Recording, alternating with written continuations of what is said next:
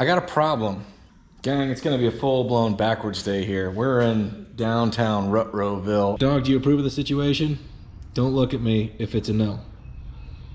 Okay. Remember, gang, if anybody asks, this is what we do for fun. I even own a television set and a sofa. I think I can just build a way better subframe, and I think it will take me less time.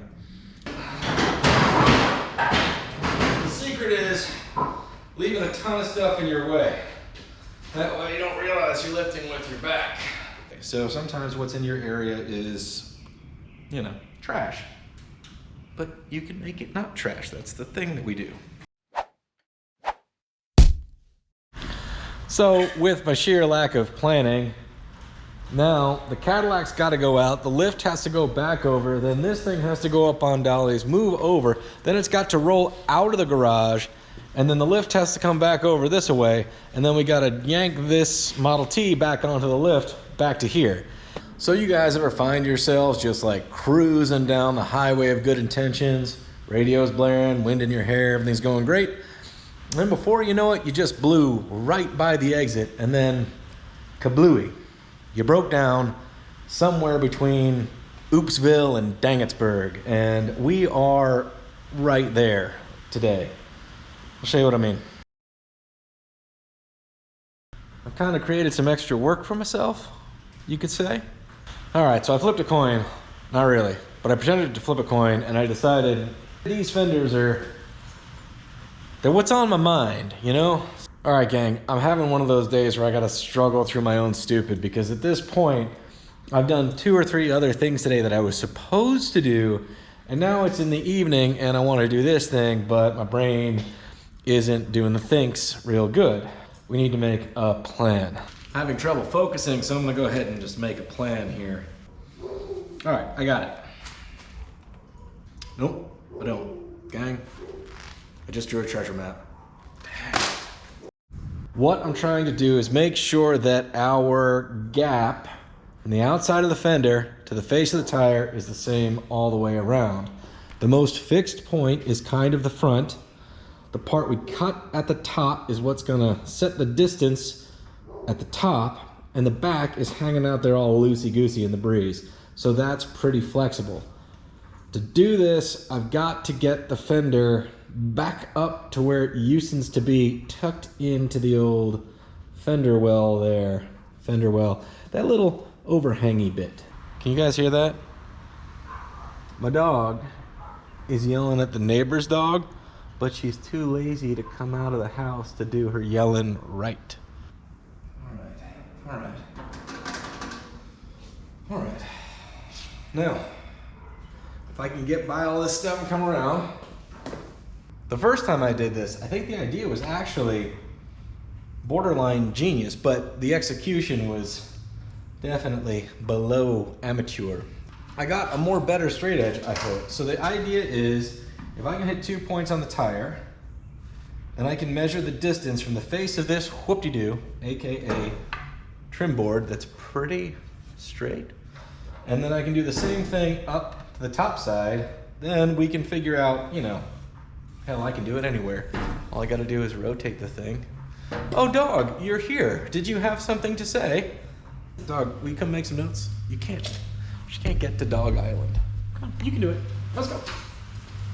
Come on, it's okay. Come on. There you go. Thanks for coming and keeping me company, buddy.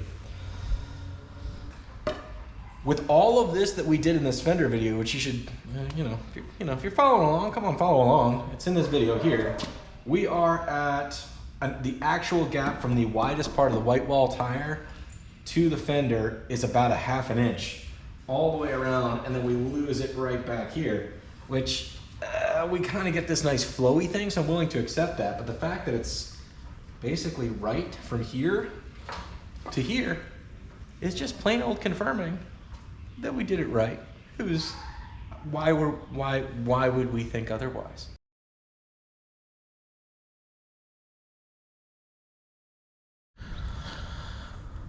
Well, so I kind of crammed myself into the other side. I couldn't bring you guys with me because, man, I can barely fit myself. But, dog, do you approve of the situation? Don't look at me if it's a no. Okay. What made me aware of this problem in the first place was this little spot where it lines up with the fender apron. No matter what I do, I've got a gap on one side right around 5/8, 3/4. And so it was on that side, and I thought, well, that's weird. And I tried to correct it, and it showed up on this side, which tells me something's out of square. The aprons are in the factory spot on the frame. I've double checked it, measuring from the cross member to the apron, just making sure that that is an adequate reference point, and it is. Gang, it's gonna be a full-blown backwards day here. We're in downtown Rutrowville, and I don't know what's going on. I've been measuring for about 2 hours.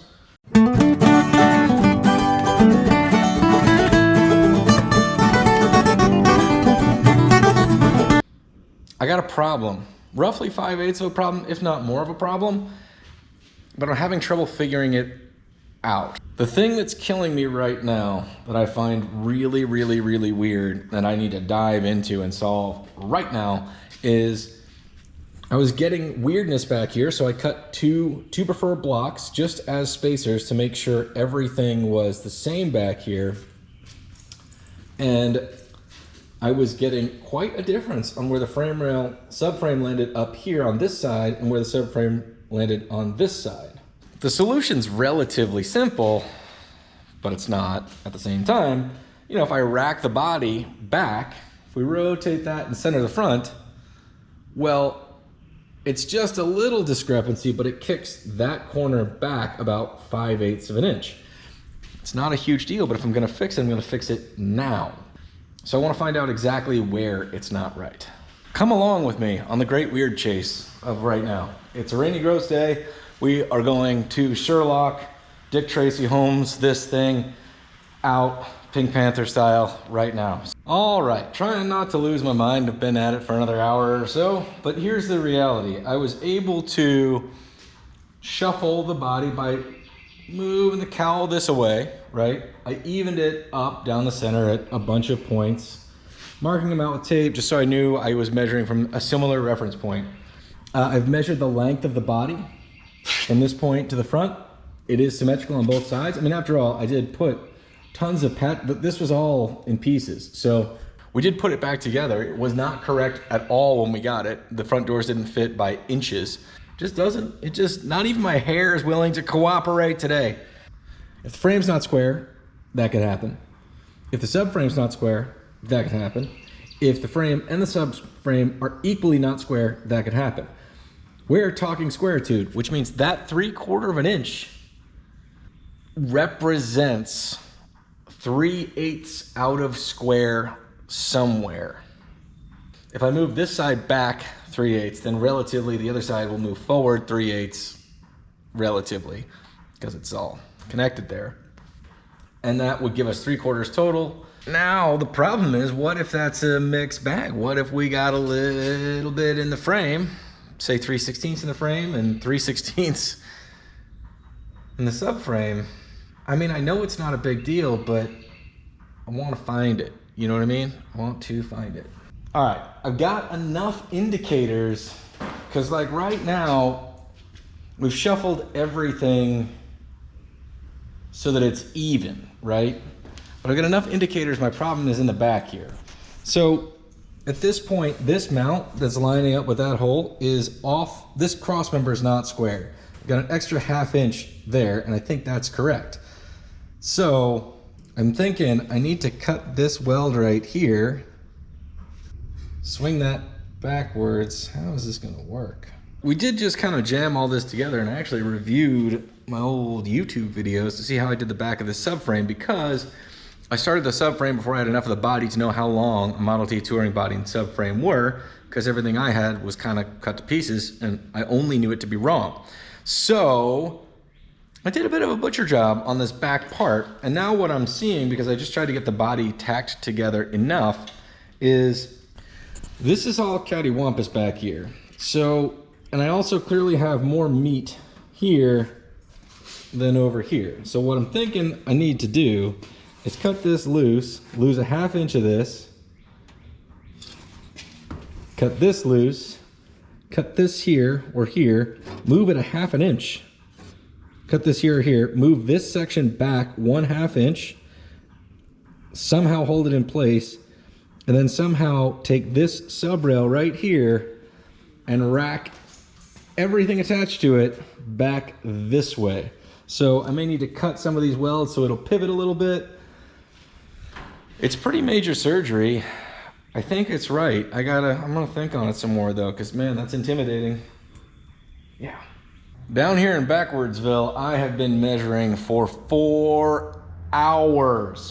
The reality is, I don't think I ever would have noticed that anything was off if I wasn't running fenders. It would have been close enough. You'd have to like magically be standing on both sides of the car with a really good angle to figure it out. The difference is ultimately pretty subtle, but it's manifesting itself right here. It's about, I don't know, 1/2 to 5/8 of an inch. And that makes the fenders on the back end fit weird. There's no way to really cheat it, I guess, is what I'm getting at, because if I scoot this back, then the front fenders won't line up, and by racking the body to make it fit in the back, it doesn't fit up front. But that basically tells me that the subframe is racked just a little bit. Again, this shouldn't surprise anybody. Have you guys seen this car? I mean, it is one of those things. If you're trying to build a subframe for a car and you don't have a starting point and you're missing the bottom 3 to 6 inches of the car, you're in for a challenge. We are going to get this back on the road. We said we would, so we're gonna do it. Even if it is a Class A piece of junk. Here we go. I think I can just build a way better subframe, and I think it will take me less time.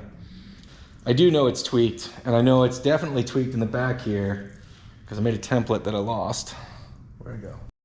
So I just needed to figure stuff out. So I made this template, and you put it there.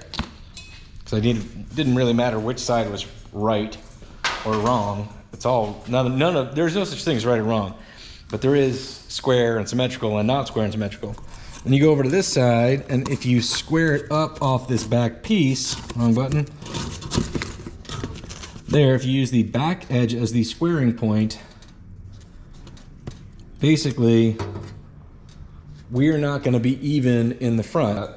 I built the front half of the sub rail kind of set up on a plywood template that I could use to mark center line and went out from there. And that was all probably pretty darn close to right.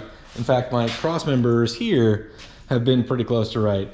And then I've left the sub rails long because I didn't know how long the body was. And then I kind of did this whole angle business after the fact, and it's not right. So now that I sort of know what it needs to be, I went ahead and bought a 20-foot stick of 1.5 by 1.5 tubing, because that's a pretty close proximity for what a Model T subframe roadster touring subframe channel is kind of about 1.5 by 1.5. So, and because that's what this one already is, I'm gonna stick with that.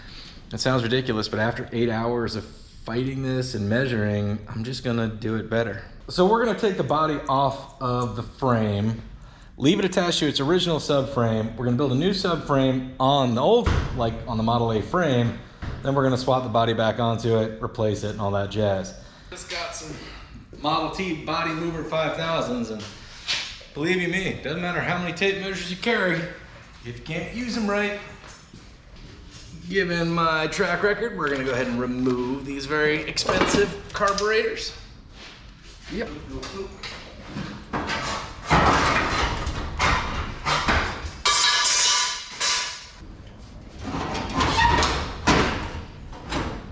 Oh, that's falling in a hole. That's not good. Falling in a hole.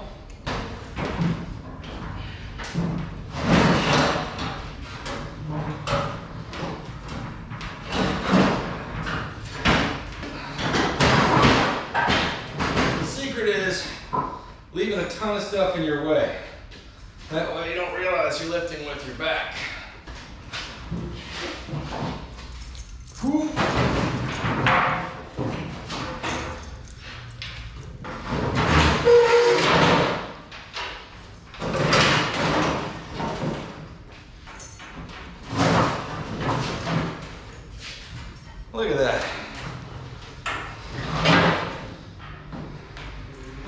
Just like I knew what I was doing. This body was gonna come off eventually, probably, maybe not. I was gonna avoid it if possible. I clearly could not avoid it. So, here we go. First things first, we're gonna double check the squareness of our frame the best way that we can. All right, grab 2 tape measures, went from, you know, the back corner right here to a hole I could match on both sides. Gotta say, it's looking pretty square. I can't get all the way to the front cross member with, you know, the engine there, and I'm not taking that out if I don't have to. So what I'm seeing is a pretty square frame, which is great news because I never checked it. So now, let's come up with a plan for the sub rails. Here's what I'm thinking. We kind of do straight lines. I know that I want to start about here because I made a mark. And I think I can run a straight line almost all the way back to this point. And then it does need to taper in a little bit because the body does taper in a little bit right here. This was part of the source of my problem originally. We're gonna start with 2 6-foot sections. We're gonna run from roughly where the tape measure starts right to the outside of the frame, just so we can do the body mounts just the way we had them previously, because that part seemed to work just fine. Crankety. What a day, gang. Well, what I thought I was getting into, and I just wanted to check those fenders last night. Nope, you gotta plug that in first. False alarm. From a best chance at squaritude, I need equal length things. So I lined them up here right against the blade. We're gonna try to cut this again. I can't believe I got through one cut. This, fellas, is a hand-me-down El Cheapo bandsaw. Now, an El Cheapo bandsaw is still 300 bucks. The blade's also hand-me-down. It's missing more teeth than a hockey player, but it's still cut once. Maybe we can get 2 out of it. All right. I don't know, it's crazy. It looks like we're about to do some like bona fide, legitimate fabrication around here, which is really not been this channel's forte. So I guess it's about time. Strap in. 2 identical pieces. We have measured from a reference point on the frame, which was actually this hole that's kind of half covered, to the front. But more importantly, we based everything off of the back and working backwards. These little things are not welded in yet, but I have measured the gap here, the overhang, every measurement I can get. These are identical currently. We're gonna tack these things to these brackets, and then we're gonna start building brackets to hold the sub rail to the frame. Then we're gonna build some cross pieces that we are going to make square. You got it, square. Then we are gonna have to get into building this kind of contraption, but I know enough of what's going on now to pull the measurements off the back of this cross member to build that funky piece. You know what I'm saying? Funky piece. At this point, regardless of how well this fits the body, we'll be able to measure from the subframe to the body panel, and that distance will need to be symmetrical when we go to weld our new body mounts onto our actual subframe. That will be significantly much more better. Gang, I got 2 of the left-hand gloves. What are you? Ow, another lefty. And just like that, we're moving back towards forward progress. Back towards, yeah, that's what I meant. I just had to get this tack welded, man, because if I don't, I'm gonna klutz myself right into it, and then we're gonna be measuring for another 72 hours. All right, so this area right here, where the original cross member was kind of, the stub was left in there, is a very good place to me for a bracketry. I'm just going to put a bolting plate that lines up with this back hole. I'm seeing right about a 1/2 inch out. So we're gonna take this steel, lapang, drill a hole in the center of it here, just like so, and then we're gonna cut it off, and that will be a magical bracketry. I drill stuff out before I cut it because it gets real squirrely trying to hang on to a tiny piece of metal on a little bitty drill press. Ask me how I know. Oh, take the chuck out before you turn the drill on. Can't believe I found it.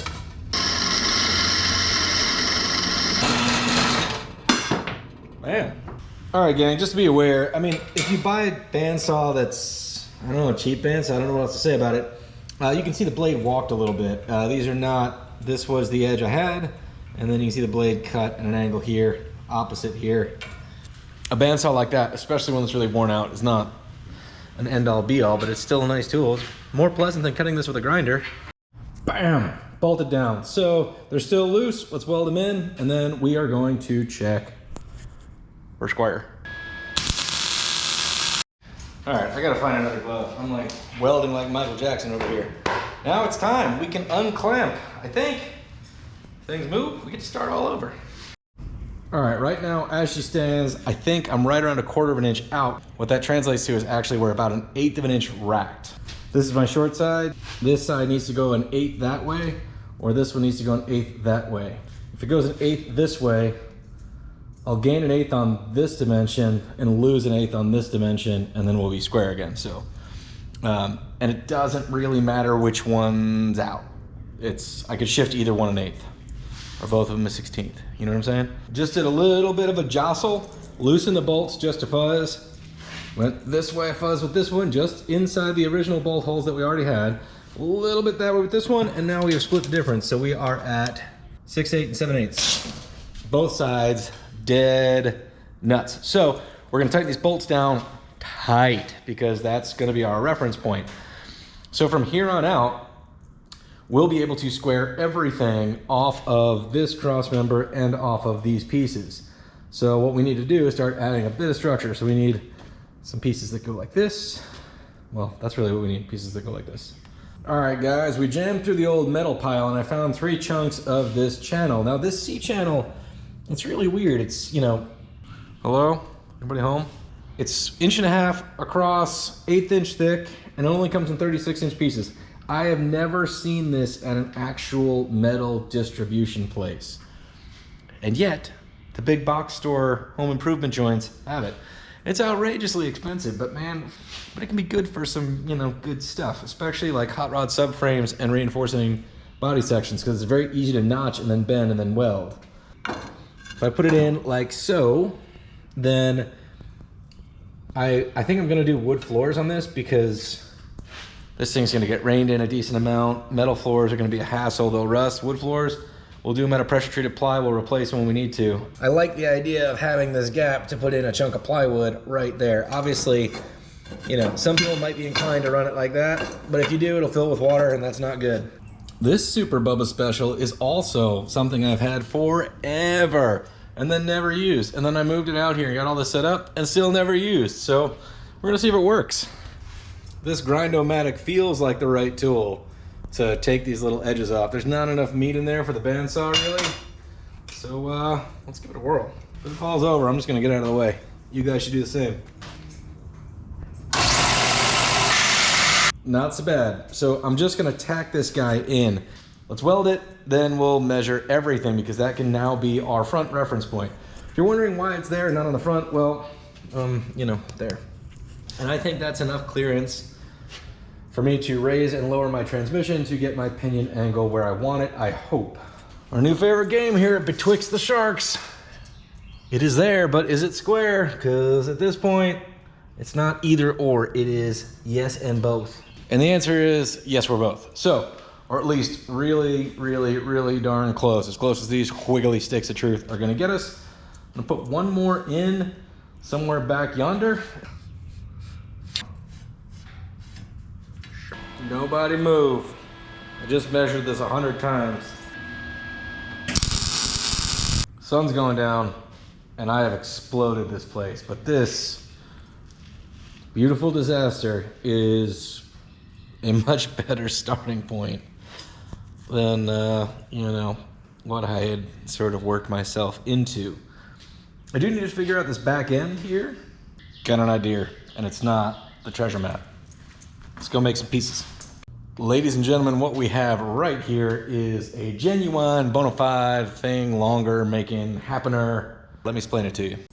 Now, I understand that you may be intimidated by the complex thinkology that went into this system here, but let me break it down for you. This piece right here is where it needs to be now. You see, we have this measurement from our blocks, from our previous version of said contraptionage. But then we needed to center it.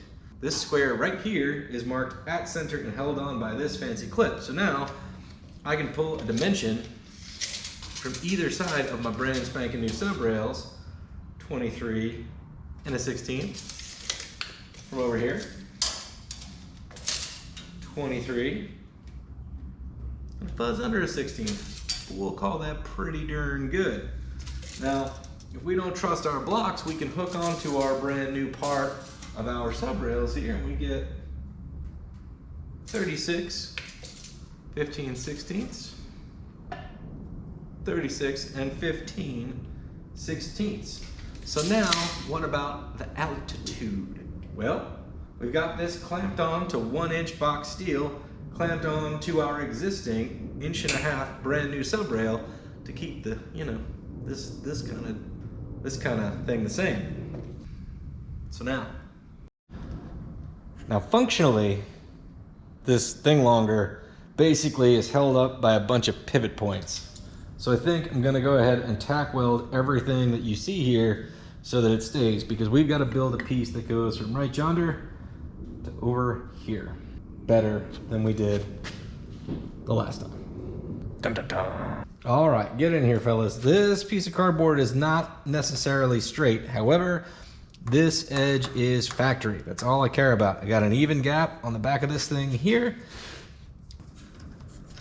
We're gonna go from the outside to the inside.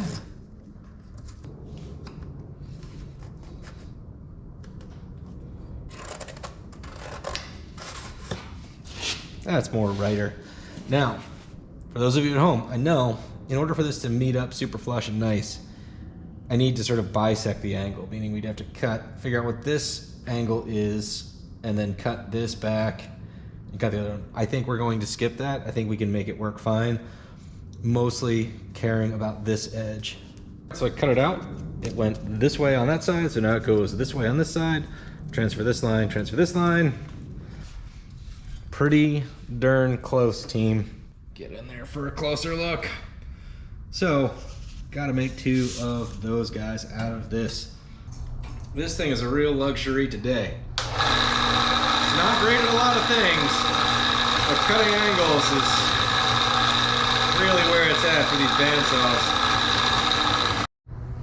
Well, that's looking like a thing, but let's go check ourselves before we wreck ourselves this time. Well, that is a thing. You can see where it doesn't line up perfectly. That's because we did not bisect this angle. All the angles attached to this guy, no angle there. That's a square edge. I am gonna live with that. That is a-okay. Fitting like that, you'd think Carl Fisher from Make It Custom came over here. No, probably not. That guy's really good. He'd have done it better. I'm also convinced he's so good he can bend time, because I swear, that guy's got more days in a week than I've got in a year. But I don't know if he'd have come up with a thing longer like that. So, you can watch this channel too.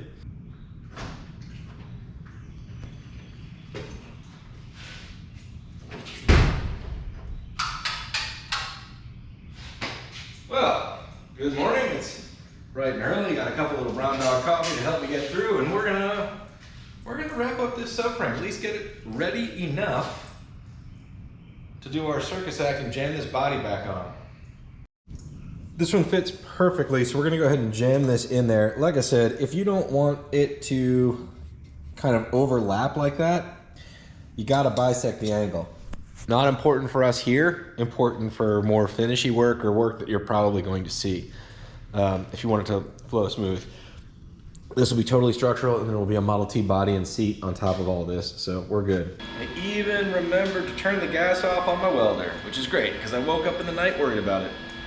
So I'll tell you what, the tiniest leak can empty a tank overnight, and there's nothing worse than like getting up early and just getting all the go get after it vibes you can get, and then finding that you drained an entire tank of welding gas, and that no one's open on a Saturday.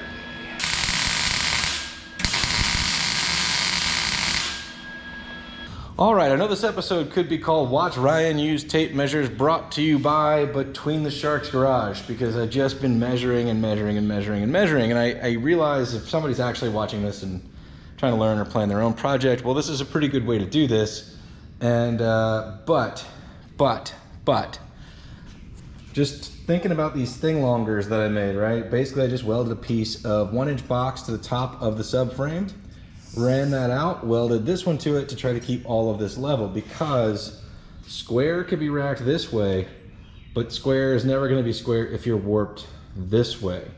It's something to be aware of. You do not need a frame table to do this type of work, but you got to be careful as you weld, not to try not to warp stuff, and you know, you may need something sturdy to strap it down to. A plywood table is more than enough. The frame of your car is more than enough. If you're really careful, I genuinely do believe you could lay this out on a garage floor and keep it flat. All right, thing longer, I hardly knew ye, but it's between me and the measuring I gotta do, so we gotta assume that it worked and turn it loose. This guy got to go. I know you want to stay. I want to be part of the hot rod. I know you do. We all do, buddy. I mean, obviously this isn't as good as a little buddy who can kind of like navigate the tape measure, but I think we're doing more than what we need to. Well, no, we're doing the bare minimum of what we need to get this thing done here. 7 1/7/8. Well, by George. 7 1 15/16. That's 1/16 out if the tape measures are exactly in the right place, which means that's 1/32 wrapped. That's it. So I'm going to go ahead and say, high five, we did it.